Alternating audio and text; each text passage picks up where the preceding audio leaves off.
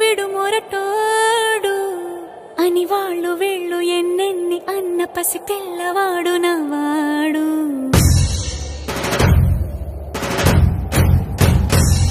విడుముండోడు అని ఊరు వాడ అనుకున్న గాని మహారాజు నాకు నవ్వాడు.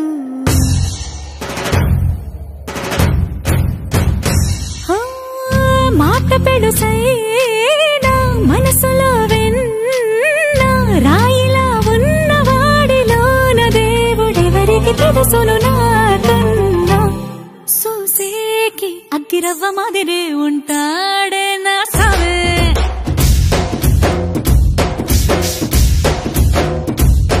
మెత్తాని పత్తి పువ్వుల మరేసంటాడే నా సావే.